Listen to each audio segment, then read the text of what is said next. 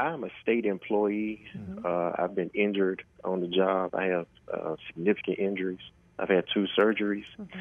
My injuries are definitely as a result of negligence on my department, my facility.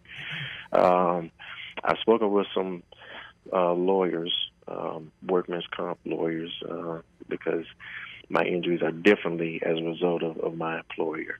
And I'm told that you can't sue the state. The state is immune from being sued. I wanted to know your thoughts on that and options that I may have. I'm told that there's no compensation like the compensation I see on TVs with the attorneys, where they advertise, getting hundreds of thousands of dollars because I'm a state employee, and you can't sue the state. But anyway, just your thoughts on that and any advice, and I'd love to talk with someone outside of the show. That's a tough situation. You're in a situation where that's correct. You cannot sue the state. It's not handled or governed by the workers' compensation law of the state of Alabama. It is, you have to go basically before the Board of Adjustment, and you cannot sue. If you were not a state employee, if you could not resolve that case with the workers' comp carrier, you could take it in front of a circuit judge here in Tuscaloosa, and you could argue your case. With the state of Alabama, you cannot.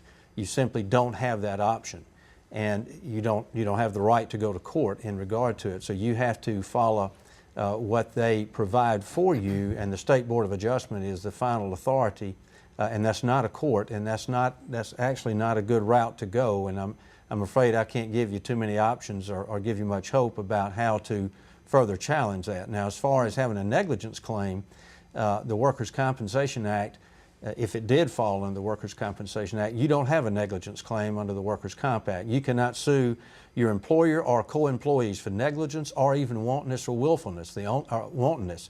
You can only sue for willful conduct, and they're very narrowly defined and very difficult to prove.